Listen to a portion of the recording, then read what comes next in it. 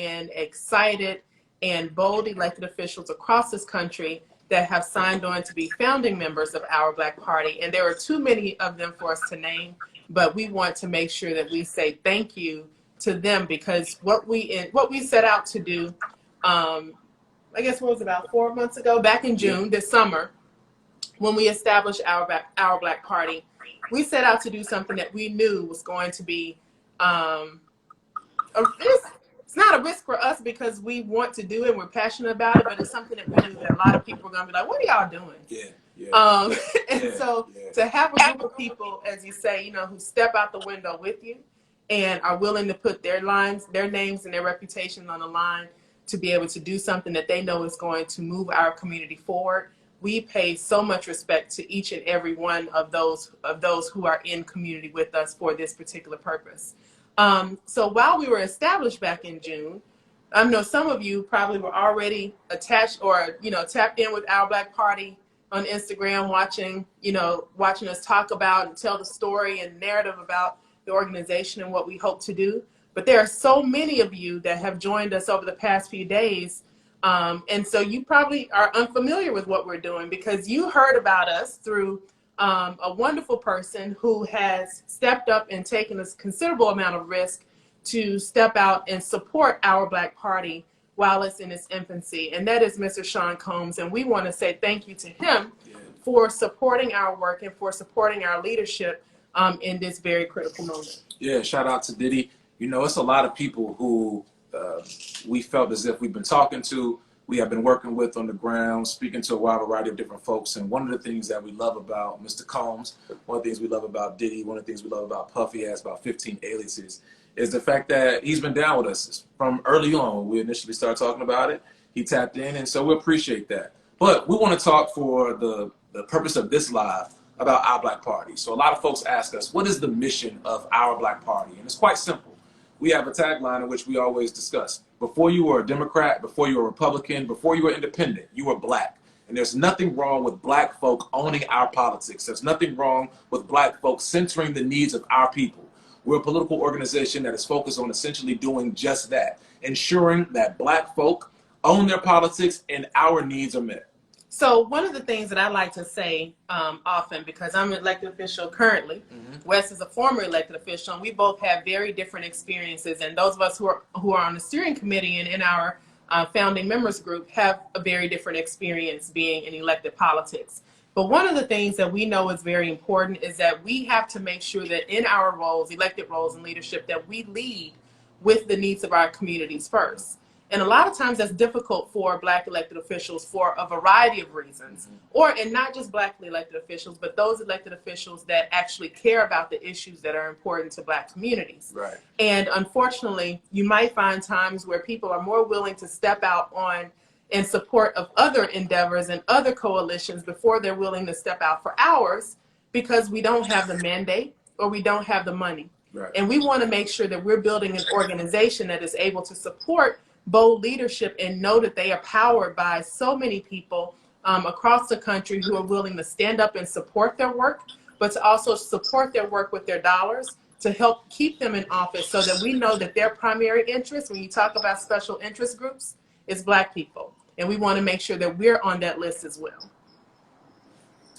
So the Black agenda, a lot of people talk about what is the Black agenda. And we know that Black folk are not a monolithic group. There's a wide variety of us who have different thought processes.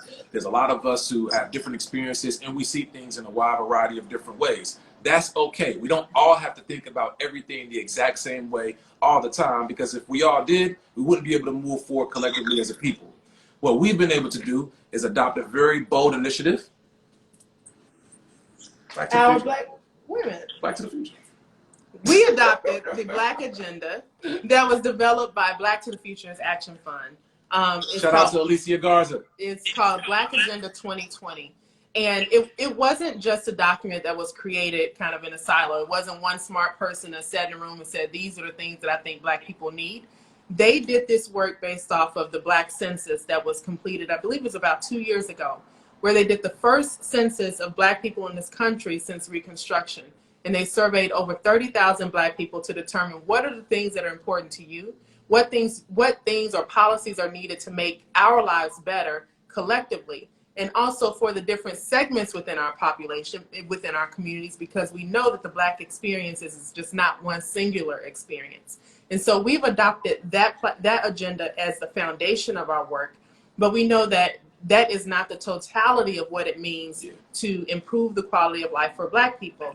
So we have a survey on our website that we want to make sure that each of you, actually it's on our link tree in the on our profile. If you go to the link tree, you'll see a survey. It says take our survey. We want to hear from you. What are the issues that matter most to you in your communities? Because we want to make sure that we're getting input from everyone from across the full span of our membership as that membership grows, and even at this early point in our organization. Yes. So a question we saw just a few moments ago is OBP a PAC or are we a political party? What we have is what's known as a 527 political designation. And, for those who are aware of such, it means a wide variety of different things. However, specifically for the sake of this conversation, we serve as a PAC and we have the ability to move as the culture needs us to. So yes, we can support candidates on the federal level, state level, local level. We also have the ability to ensure that we mobilize our people in a way that is not only tangible, but ensures that, one, we develop political education. Secondly, we ensure that we understand the needs of our communities. And lastly, we understand and recognize our power. We want everyone to understand that through our Black Party, you can be a Democrat, you can be a Republican, you can have whatever political affiliation that you choose to. We just want you to put Black first. And it's important, and matter of fact, it's imperative. If we want to truly lead our people, if we want to move our communities forward, we are going to have to center ourselves and put Black first and understand there is nothing wrong with doing just that. So this is the question that's probably been the most amusing to me, and that is, will this be more divisive? What do you think? Yo, here's my thoughts on that. People will always say whenever Black folk decide to do for ourselves, the timing isn't right. It's a divisive matter. Why don't we do it later? Why don't we focus on doing something else? But the fact of the matter remains, we have to, again, put ourselves first. And when we look at how we want to move forward and, again, mobilize our people, we can't operate from a perspective in which we're just reacting to what's going on. Some people have said, well, why did you all start in June or July? Why did you all start early in the year? Why did he just come out with his support right now? Why not wait until after the election? You're going to divide our folks. You're going to split the vote. You're going to mess up the election and so forth. All of these other excuses for why we can't mobilize ourselves. We want to think about it, we're thinking about it from this perspective. Regardless of who wins the presidential election, whether it's Biden, whether it's Trump, whether it's some person who comes out of woo-woo land, it's like, what? Where is woo-woo land? I don't know. But look, we want to make sure, again, that Black folk are mobilized, because regardless of who wins, on December 3rd, our communities are going to need help. On January 4th, our communities are going to need organizing. On February 12th, our communities are going to need to be mobilized. So why wait until after the election to get our house in order? That's why we're asking for everyone to go to www.ourblackparty.org, fill out our survey, make sure you sign up. We're collecting information, and we have a series of steps in which we need everyone to tap in with, join us on, and help us make this as best as we can be, because, again, this is about us. So in case you're wondering where we're getting questions from, we have people who are watching the conversations here and kind of giving us questions. So we're getting those. So please, if you have any questions, put them in the comments so we can get those. One of them is, let's see, can you join if you're not Black? So if you've gone to the website and you've clicked join, you likely see a set of 9 values that are there. And what they say is that I believe, as a member of our Black Party, that all of these things are true. Mm-hmm. And the first one is that I believe that Black people have a right to own their own politics. Yeah. You don't have to be Black to say that. You don't have to be Black to believe that. And so what we are building is an organization that is centered around Black people, powered by Black people, but supported by our allies and folks who believe that what we are fighting for is worthwhile, and are willing to put their time, their energy, and their resources towards making that a reality. Facts. How do you plan on holding elected officials accountable? It's a great question. We understand and we know this. As my dear sister Angela Rye would say, as she always says, all Skin folk ain't kinfolk. It's important for us to understand that we don't just support people because they're black. And because you're an elected official, we are focused on holding everyone accountable, no matter what you look like, no matter what position you're in. We want to ensure that the needs of black people are not only centered, but the policy measures that are being brought forth address our needs, and that's no matter what state you're in, no matter what municipality you're in. So how we do that? Come on and join us. Help us do so from your perspective. But we have a set, again, of values in which we're ensuring that anyone who's down with us, they must abide by. And while you're in office, we have policy tools and measures for you to be able to look forward to and look to in order to get assistance to help us out. But again, we need you all to help us do this work. So if you're talking about and you're ready to make something happen, come join us. www.ourBlackParty.org. My bad. So that's all right. So I want to talk a little bit more about how we hold elected officials accountable, because I think that is really central to why we. I mean, you're elected official right now. Right. You know what I'm So saying? why we built Our Black Party, and I think I often said in some previous conversations, I would always say that for me, this is spirit work, because it is me also saying I need to be a bit more accountable too as an elected official. And one of the things that we know, and I know you know this, that you're able to do the things that you do in office, for better or for worse, by how much information. Sorry, in Hinesville there's a train going, so if you hear that. But we're able to do the things that we do in office based on how much information our electorate has. That's for better or for worse. So if I don't have good intentions and I have an uninformed electorate, my residents are uninformed, I can do pretty much whatever I want to do, because they don't know what I'm doing or the issues are or what's important. Yeah, right? Which happens. And by the same token, if I'm in office and I have something I want to do and I know that it will help a lot of people, if I don't inform my community that this is what I'm doing and it will help a lot of people, they won't know to come to that meeting and show up and email every last one of their elected officials to say, yes, do this, and put the pressure on them.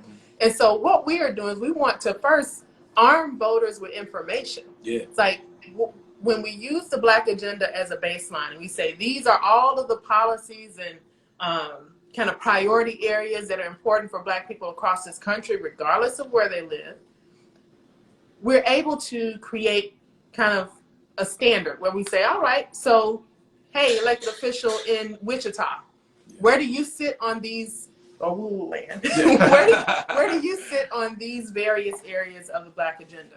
And then we can provide that information to you, voters, community members, so that you can see when you're going to the ballot box, or even before you get to an election, you can say, I know where this person sits on issues that matter to me. And if they're not where they need to be, I believe that I can step up and do that. Or I can say, I can find somebody to step up and do this work. So I think it's important for us to realize that information is key, regardless of whether you're elected, if you are a resident kind of hanging in the background, if you're a young person that's not even voting yet. It's all based on how much information you have. And over the next, the next couple of months up until inauguration at least, and definitely thereafter, we are going to be helping inform voters about the Black agenda, what it is, what it means, and soliciting input, getting input, helping educate folks on what are the words that when someone says, let's say, we'll get back to you on that. Helping you wade through the stuff that we know elected officials and politicians say to essentially defer the things that we know we want to get done. So we just really want to help educate voters and help hold elected officials accountable, because the people know better than they did before. Facts. So there's a question in the comments that said, is this a 501c3? No, we are not a 501c3. We are a 527 political designation. And again, that allows us to operate as a hybrid PAC. We have the ability to raise money, donate money to different candidates, support different individuals on the ground, but also we are going to move as the culture needs us to. We don't have ballot status at this point. We're not a quote unquote official third party at this point in time. However, we are very clear. We will move as the culture needs us to. Whatever that means in whatever state, in whatever municipality, if we're ready to get to work, let's do it. So this one's, what are the top policies you are working? What are the top policies you are working on? And so also on the website, you'll see that while we have adopted Black Agenda 2020 as a foundational document for what we're working on, there are a few things that we've pulled out that have either emerged in the, definitely in the past few months, but also things that we know kind of are things that are already starting to move a little bit, and we want to continue to press on about those. So those are issues around ensuring high quality education for everyone, defunding police, ensuring that we get resources away from law enforcement and back to community services and organizations that desperately need that work, that are providing services that police honestly should not be providing. We're also talking about legalization of marijuana. We're talking about making sure that there's universal and guaranteed income for all, because we know that people shouldn't have to worry about whether or not they can afford to live. And this is something that is not a new concept. Dr. King talked about this in Chaos and Community in the 60s. And so to continue that and to hopefully help realize that vision will be important. But definitely go to the website, check out not just the platform, the Black Agenda 2020, but look at the top issues and the top priorities that we're talking about. For sure. And I just want to, before we go to the next question, I see a couple more coming through. But before we get to that one, I want everybody to understand, like, this is work that we're passionate about. And Candace and I, we don't run this organization on our own. As we discussed earlier, we have a national steering committee of folks who've been working towards equity. Candace and Mayor Hollingsworth, in her position, she brought forth an incredible equity package, over 35 equitable policies to be implemented here in the city of Hyattsville, Maryland. I worked on something known as the equity package, which was nearly $4.5 million in resources to underserved communities in Charlottesville. And we've been on the front lines. Stephanie, you cannot forget, you can look her up. Stephanie Morales, Commonwealth attorney from Portsmouth, Virginia. She's one of less than a handful of district attorneys, Commonwealth attorneys, whatever you call them, where you're from, to be able to prosecute and convict a police officer for shooting and killing an unarmed Black person. So, I mean, we are out here doing the work. We've been out here doing the work, but that doesn't mean that we don't hold space or that we believe that we know everything about everything. We need you all to help us get better in where we need to be. My bad. No, go ahead. No, I was just saying, like, I've seen a lot of folks say, well, what are y'all really trying to do, or why start right now? And we've answered a lot of those questions, but we want you to understand, like, we have to start at some point. There's nothing wrong with us owning our own, but in order for this to be as best as it can be, we need you. The time is always right for Black people to do what we must do for ourselves, regardless of what anyone else says. It's always right for us to do for us. So let's do it. All right, my bad. That was a little tangent. Like I saw a couple comments in there. I'm like, nah, we got to answer this right now. So the question is, how can we unite all movements? So I'm going to go out on a limb and say, from my perspective, organizations that are established to do the work for Black people and that are actually moving towards realizing a future where we are truly talking about liberation. In my view, we're already united because we're starting from a common place. And we are part of an ecosystem of organizations that are working diligently and have been working far longer than we have in this particular space. Organizations like Movement for Black Lives, like Black Lives Matter, even Working Families Party, coalition building organizations, Black Voters Matter. National Black Justice Coalition. There's so many organizations that have been working, because we can't talk about the Black agenda and not talk about community-based organizations, because the reality is that while we have elected officials and politicians that are in positions of power that are supposed to pass policies that improve our lives, the agenda was driven by community-based organizations. And we have to respect that, and we have to make sure that we move and we act in concert, and that we don't undermine the work of any of those organizations, so that we're able to move our entire community forward.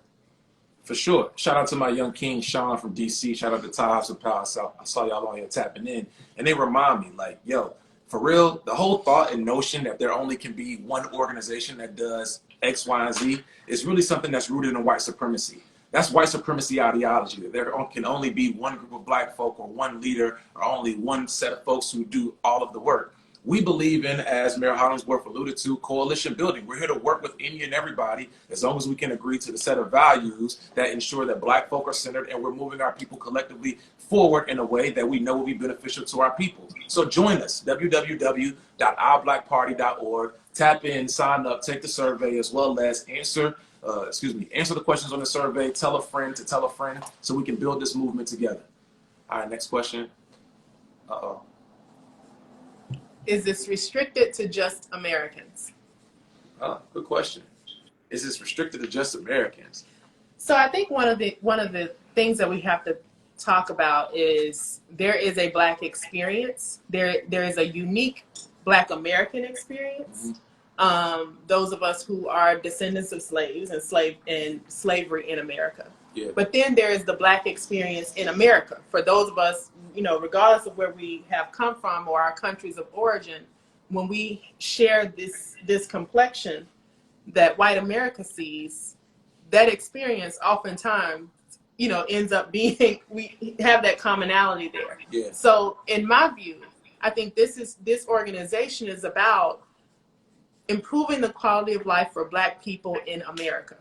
So whether you're, are you naturalized, are you, citizen or not, or are you visiting, whatever way that works, if this is a mission that you feel committed to and something that you want to invest your time and energy in, we want everyone to be on board. I agree wholeheartedly. And I think, again, in order for us to be able to do that in a successful way, in an efficient manner as well, we need manpower. We need woman power. We need all of our folks to be able to join in and tap in, and let's lock arms so that we can do this work and carry it out together. What's up? What's up with the next question? Where we at? I see some folks in the comments like, okay, where are we meeting? All that good stuff. How can I get involved? What's the question, Wes? Oh, my bad. How can I get involved? You can get involved by joining us. You can tap in, follow us on IG right here, right now at Our Black Party. You can sign up on the website, www.ourblackparty.org. Again, sign up, fill out the survey, tell a friend to tell a friend, and let's get it in.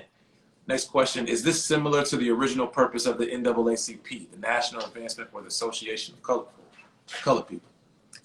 Color folk. Color folk. That's what they used to say back in the day. Now we're saying it again, color folk. I say color folk. So there was a distinctly political mission initially for organizations like NAACP when we're talking about at the time that they were founded, right? Mm-hmm. But over the years, and I think especially kind of the way that, U.S. tax structure works, right, it ends up pushing organizations with, civic missions towards adopting or becoming 501c3. Mm-hmm. And when you're a 501c3 organization, you become a little bit more restricted or confined and constrained by what you can do. Yeah. And so I think you have to be nonpartisan. Yeah. And so I think that over time, there's been a bit more kind of broader and apolitical, I might be misspeaking, but a little bit apolitical actions. But I think the initial ideas and the core values are still very much the same, in my opinion. Yeah. Which is to harness power for Black people, to make sure that we are passing policies and supporting policies that improve quality of life and the Black experience in America.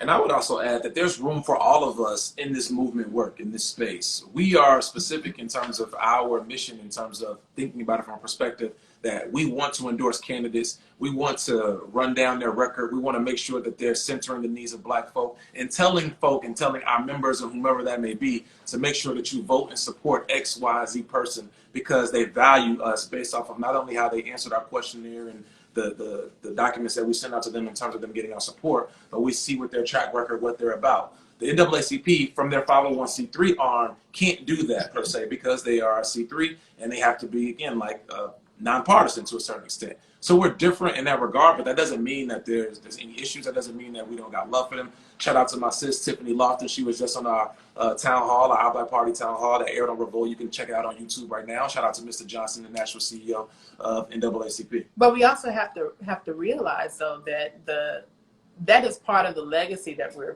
built on. Facts. NAACP and National Council for Negro Women, Urban League. Urban League, all of those Yeah, organizations, legacy organizations are part of the legacy. And the reason why, you know, Black folks can even have the audacity to think that, you know what, we could form something and do something too. Yeah. So, you know, how embedded we may be in political spaces may be different, but the heart of the work that we're doing, I think, is very much the same. Facts, facts. So question, what can white people do to support besides voting? Oh, that's a lot. Man, I can buy my book. Don't beat me up. So here's a couple things that white folk can do. Look at Candace. This is my sister. I love her to death. A couple things that you can do. First and foremost, educate yourself. We think it's important for white folk to be equipped with the knowledge not only about how you eradicate white supremacy based off these systems that are currently in place, but also how you ensure that you are not perpetuating white supremacy on a day-to-day basis. That goes beyond voting. So when you're at the dinner table and you hear your grandma, your auntie, your uncle, whomever say that offhand comment, do you address them and check them, or do you say, oh, I just let it slide because that's who they are? When you see something happening to a person of color, or a black person specifically, do you stand up and speak out to use your privilege, or do you just let things slide? Are you willing to, if you're in current elected office and you're white, are you advocating for black policies to change the landscapes of our communities? Are you being an ally or an accomplice? Those are the things that white folk can do just past voting, but you can also donate to Our Black Party. You can tell your friends to support Our Black Party. There's a litany of different things. Candace, what am I missing? I mean, I'm sure we're missing something, but I think that's a good primer. All right. What will it take to become an official third party? So I'm going to say this is probably an education moment, right? So a lot of people are like, well, you're not even, why you call yourself a party? You're not a party. Yeah. You have to see yourself differently first in order to be something. But Facts. So our political organizations in this country are political action committees. They are just political action committees that are designated as a party committee.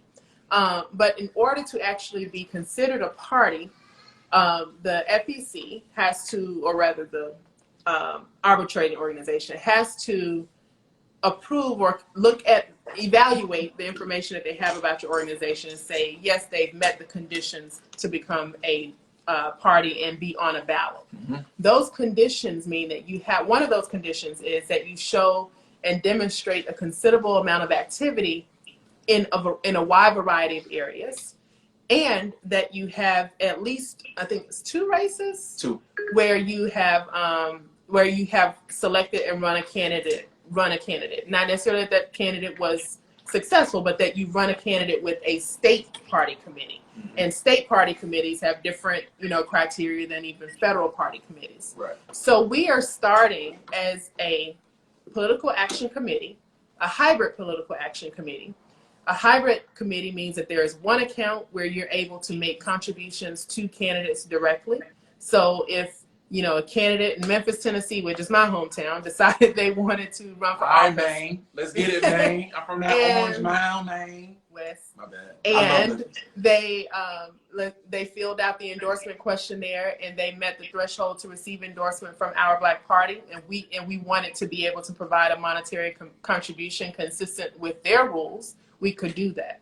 That also means that we have a second account where we're able to help kind of shape the conversation in different communities around certain elections or issues. And we can do issue campaigns like, hey, might be something like vote no on proposition some number. Right.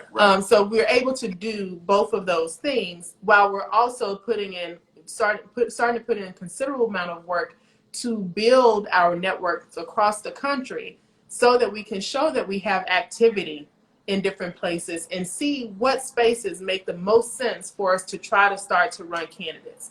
It is certainly a process, but we have to start somewhere. And just know, as Wes said earlier, we are prepared to go wherever this work takes us and wherever our community needs us to go. So we are just setting a foundation that we believe we can build off of without having to disrupt the work. And a great deal of this work is educating our community specifically. Like, I know I can speak for Candace. Like, we love all people. We love everybody.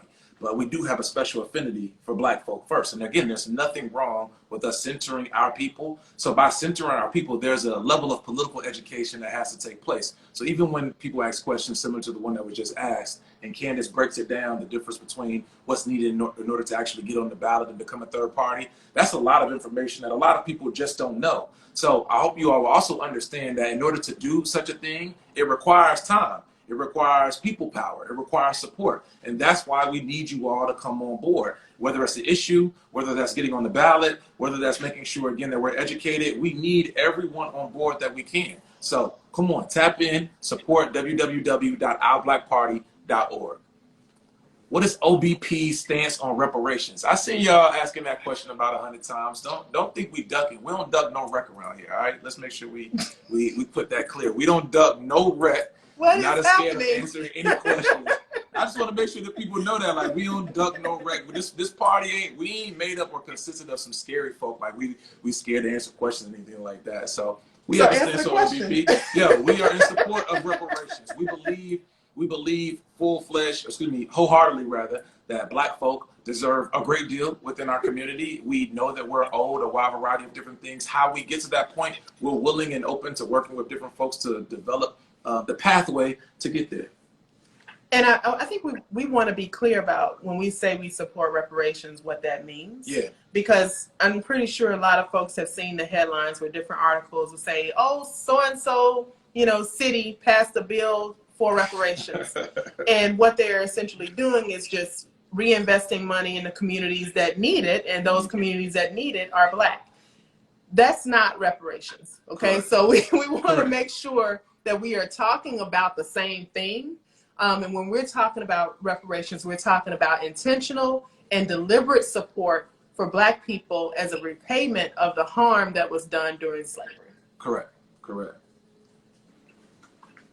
You got another one? How old were you when you got started in politics? You You want me to get Well, I ran for office the first time in Charlottesville, Virginia when I was 23 years old. I lost my first election by 4 votes. There was a tie at the polls. And, I know some folks from Charlottesville watching this, so I ain't even going into all of that. There was a tie at the polls because there was a malfunction at one of the ballots, and I wound up losing that election. But I ran again 2 years later at 25 and then won that election. Got the most votes in my city's history at the time, and been going since then. So in electoral politics, so as I think about it, because I never thought I would want to be in politics because, to be honest, I don't really like, I don't like the exposure that politics brings. So that's not my jam. So, but I was 29 when I first ran for elected office. That was in 2011, and I ran for Hyattsville City Council. And a little bit of information about Hyattsville. Hyattsville is a community. It's a wonderful community that I am proud to represent. But its history is certainly dark. It has dark moments in its history, where it is one of those communities where, police forces were started because of a strip of sundown towns across. And I know there are probably a lot of people who became familiar with the term, or more familiar with the term sundown town, by watching the wonderful show Lovecraft Country. But in this area, there were a number of sundown towns. And so Hyattsville was one of those such towns. It was like that. So at the time, in 2011, the gentleman that I ran against had been in office over 30 years. Yeah. And at that point, I was like, oh, well, I'll run. What's the worst that can happen? I'll lose. And it was because I looked around and I saw that I didn't see that there was someone on the council that was doing things or paying attention to the things that were important to me.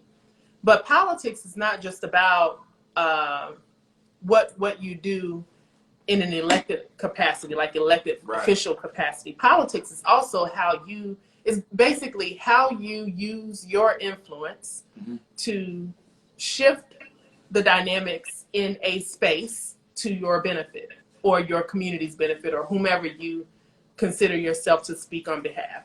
And I think my first real endeavor into politics was probably as an undergraduate at Emory University in Atlanta, where I was president of the Black Student Alliance for 2 years. BSA, okay. BSA, yeah. And I would say that's probably where I started in politics, and that was as a 19-year-old on a college campus away from home, and looking around and saying, you know what, we have to have something different for Black students on this campus. Yeah, yeah. Support Black women. So I saw a question on here. We'll get to that one. That was a plant. You had that person. I promise you I did, but we ain't even gonna go to that question yet. So I saw a question on here about what are you going to do to help elevate folks to go into higher level political leadership?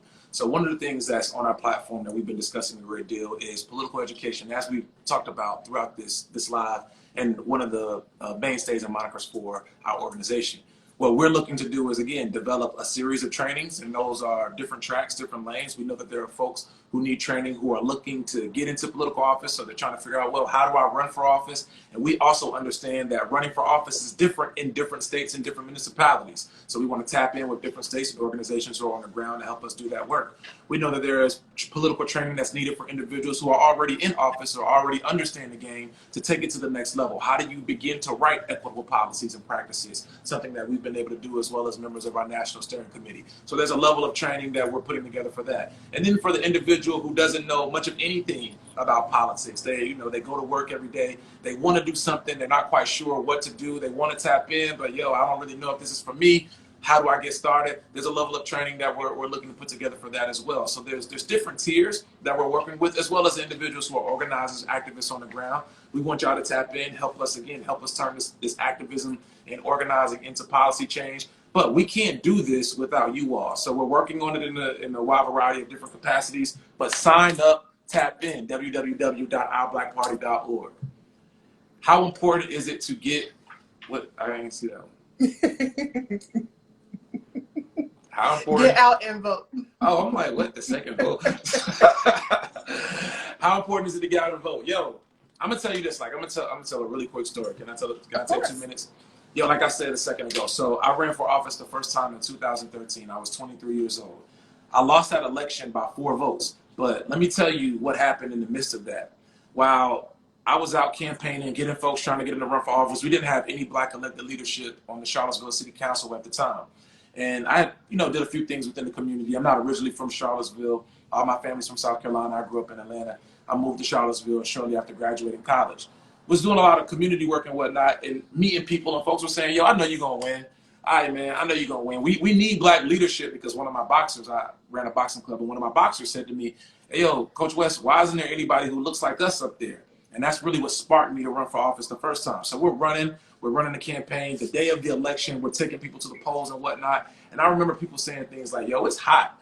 Like, man, I'm going to go down there later. Like, Wes, man, you going to win. Like, I just can't go or whatever, right?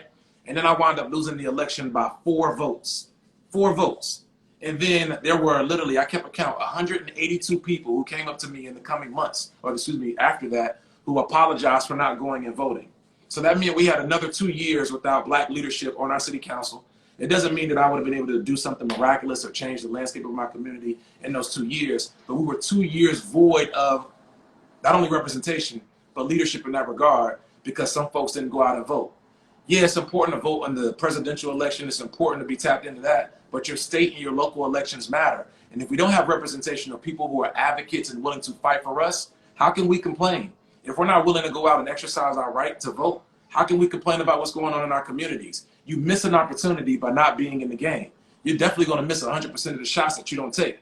You can't even take a layup or a jump shot or a step back if you're not willing to vote. You can't complain if you're not getting the process. So tap in that regard. I was trying to see how far that metaphor was going to go. Oh, my bad. I miss ball right now. I miss who? Can a white person join the party? Yeah. I think we answered that. They might not have been here. They wasn't here. I don't know. Yeah, yes. White people can join the party. This party is called Our Black Party, but as our national co-chairwoman, Mayor Hollingsworth, alluded to earlier, if you go to our website, www.ourblackparty.org, you'll see a list of values. And anybody who identifies with those lists of values, no matter what your race, religion, ethnicity, age is, if you identify with those values, if you support those values, you believe that Black folk have to own our politics, we have to center the needs of our people, then tap in, sign up, and we'll accept you. How are you different from the independent party? Well, the biggest difference is that we are organized to focus on issues that are important to Black people in this country, period. Yeah. And we're not yet a party with ballot status, but in many ways you could say it's independent in the sense that it's not Democrat, it's not Republican, not even an independent or libertarian. It is that we are an organization that's established to center Black people and the needs of Black communities. Facts. All right, let's take a couple more. You know, we've been on for a minute. What advice would you give the youth interested in police reform? So, you know, we have a position that we firmly believe in defunding the police, and essentially that means reallocating resources from police budgets to ensure that other areas and sectors of municipal budgets have the resources that they need to ensure that communities are healthy. We believe in moving away from the term quote unquote policing, and we believe firmly in public safety. There's a difference in the two. Our communities need public safety. They don't always need quote unquote policing. How do young people get involved in that regard? I think it's rather simple. What I would encourage every person to do, not just individuals who are young, but every person who's watching this live, go and Google your municipalities, wherever you live, their city budget. It has to be made available to the public, whether that's online, whether that's at the city hall, wherever the case may be. Go and look up your city's budget.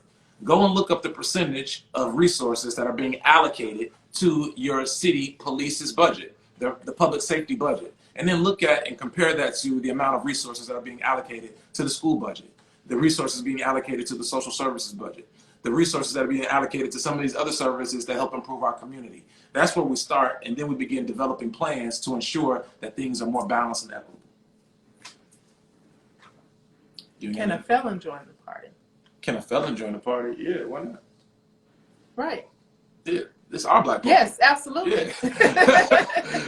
Absolutely. So, you know, one of the things that's important when we're talking about that is that parties are groups that are organized around a common cause, right?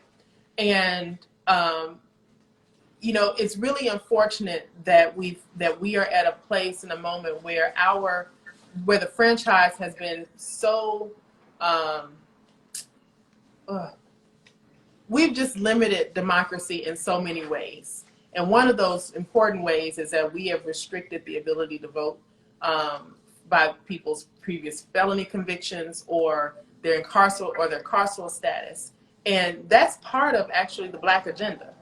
The Black agenda actually demands that we work to extend the right to vote to those who have been convicted of felonies, to those who have been disenfranchised because of their criminal records or previous history and adjudication. And so that's something that we want to work towards. And so the fact that someone, you know, recognizes that is an area where it's possible that they may not be able to be a part of something because of their history, you know, that's the type of reality that we want to avoid. We want it to be a place where people recognize I always belonged. There's always a space for me. Yeah. And that is one of those places. Facts.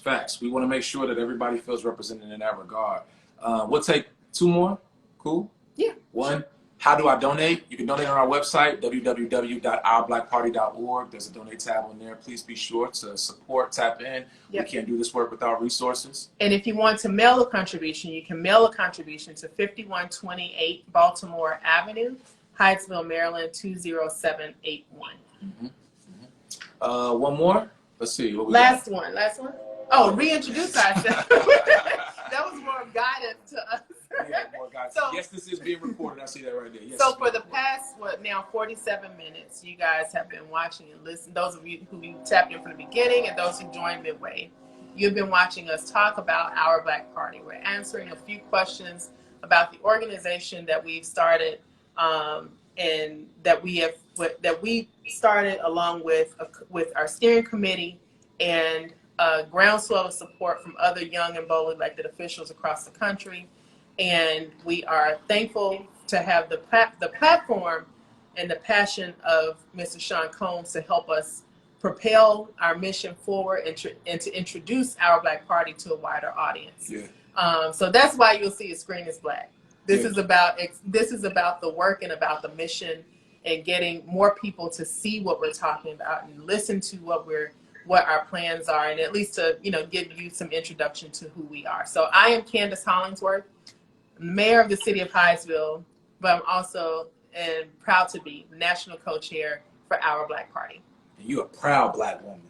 And we're going to support, protect, and love this Black woman as all of our Black women in our Black Party, because that's one of our missions. Ain't that right, sister? I am going to hold you to that. Oh, damn. All right. Anyway, so I'm Dr. Wes Bellamy. I'm Dr. Wes Bellamy, National Co-Chairman of Our Black Party, former Vice Mayor of Charlottesville, Virginia, and Political Science Department Chairman at Virginia State University. Again, it is incredibly important, and we're thankful to not only have support of Mr. Sean Combs, a.k.a. Diddy, but also all of you who are tapped in, signing up to our organization. Again, we need you, www.ourblackparty.org. And remember, before you were a Democrat, before you were a Republican, before you were independent, you were Black. There's nothing wrong with Black folk owning our politics. There's nothing wrong with Black folk doing for ourselves. And there's nothing wrong with us saying that we're going to control the narrative when it comes to our people. Let's support each other. Let's love each other. Let's make sure that we empower each other. We got it. You got it. Peace and love. Good night, everybody.